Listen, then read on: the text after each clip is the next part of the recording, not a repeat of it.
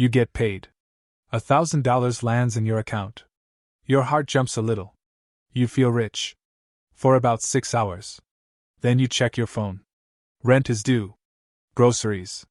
That subscription you forgot about. By tomorrow, the $1,000 is just a number you used to have. You tell yourself you'll save more next time. You never do.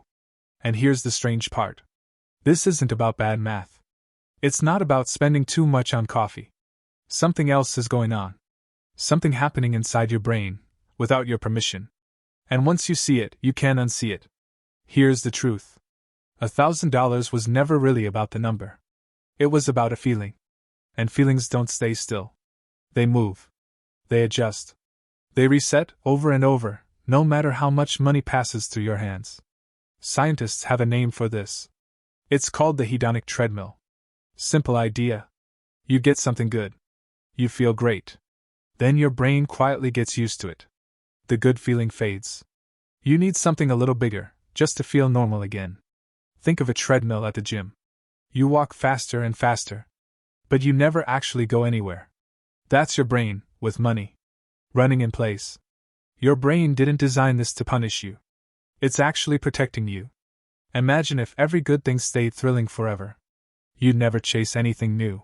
You'd just sit there, satisfied, and stop trying. So your brain resets the bar. On purpose. Every time. You get a raise.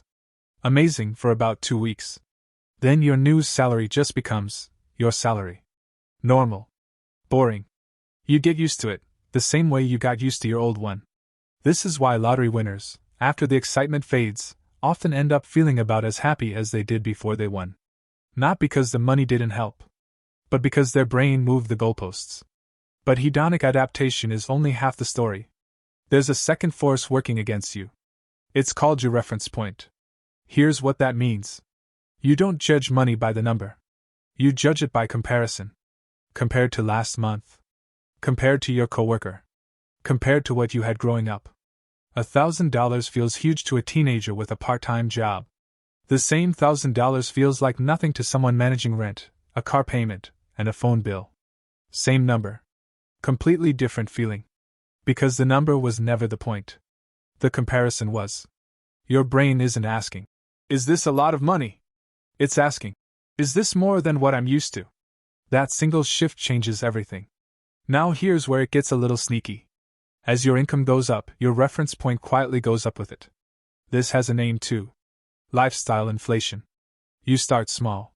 A slightly nicer apartment. A slightly nicer car. Dinners out, instead of dinners at home. None of it feels reckless in the moment.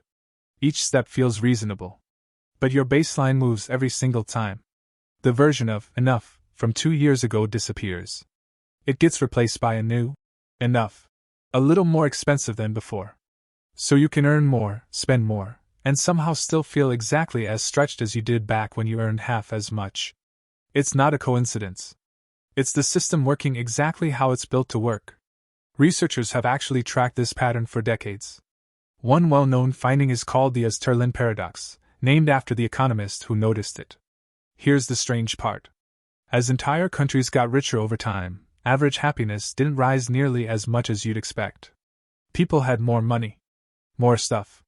More comfort. But their sense of satisfaction barely moved. Why? Because everyone around them was getting richer too. The comparison point moved right along with the paycheck. Nobody actually felt ahead. They just felt normal, at a higher price tag. This isn't a flaw in a few unlucky people. It's a pattern baked into how humans process money, almost everywhere researchers have looked. This isn't a flaw in a few unlucky people. It's a pattern baked into how humans process money, almost everywhere researchers have looked. There's one more ingredient making this worse today than it was for your parents. Comparison used to be local. You compared yourself to your neighbors, your coworkers, maybe your cousins at a family dinner. Now you compare yourself to the entire internet. Every day. You open your phone and see someone's new car. Someone's vacation. Someone's kitchen renovation. Your brain doesn't know the difference between a neighbor and a stranger on a screen halfway across the world. It just registers, someone has more than me. That $1,000 in your account? It gets measured against an impossible, endless scroll of other people's highlight reels. No wonder it never feels like enough. It's not competing against your bills. It's competing against everyone. Here's the twist most people never expect. More money doesn't fix this. Not on its own. Studies on high earners find something uncomfortable. People making very large incomes still report feeling financially behind. Still compare themselves upward. Still chase the next milestone, convinced that one will finally be enough. Because the treadmill doesn't stop at any specific number. It doesn't care if you're making $1,000 or $100,000. The mechanism is the same. Adapt. Compare. Reset. Repeat. This means chasing a bigger number, by itself, was never going to solve the feeling. If the goalposts keep moving with the money can't catch them. No amount was ever designed to feel finally enough. Because your brain isn't built to let any amount feel that way for long. So what actually breaks the pattern? Not more income. Awareness of the pattern itself. The moment you understand this system is running in the background, it loses some of its grip. You stop asking, "Why don't I feel richer?" and start asking, "What am I actually comparing myself to right now?" Some people find relief in tracking progress against their own past, instead of against other people. Not, "Am I richer than my coworker?" Just, "Am I in a better position than I was a year ago?" That comparison is honest. It's also one you can actually win. This isn't a hack. It's not a trick to make you suddenly happy with less. It's just a more accurate way of seeing what's really happening when a good number still feels bad. Think about your own life right now. Prices have gone up. Your rent, your groceries, your gas. But your sense of normal has quietly moved up right along with them. 5 years ago, a certain price for dinner would have shocked you. Today you barely blink. Not because it's cheap. Because your reference point adjusted, without asking your permission. Same with your paycheck. If you got a raise last year, remember how exciting it felt at first? And now? It's just your salary. The treadmill absorbed it, the same way it absorbs everything. This is happening to you constantly. Quietly. In the background of every purchase, every scroll, every comparison you don't even notice you're making. Here's the honest part, no shortcuts. Money still matters. Having more of it can genuinely reduce stress, especially when you're struggling to cover basic needs.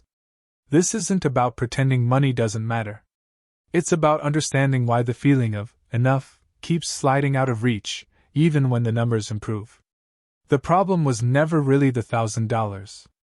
It was the invisible moving target your brain sets every single time you get close to it. Once you see the target moving, you can stop blaming yourself for never catching it. You weren't bad with money. You were reacting exactly the way a human brain is built to react. So next time that $1,000 lands in your account, and it disappears into rent, and groceries, and one forgotten subscription, remember this. It's not gone because you failed. It's gone because your brain already moved on to the next target, the second it arrived. That's not a personal flaw. That's just what brains do, with money on a loop for everyone. The $1,000 was never the finish line. It never was. There isn't one.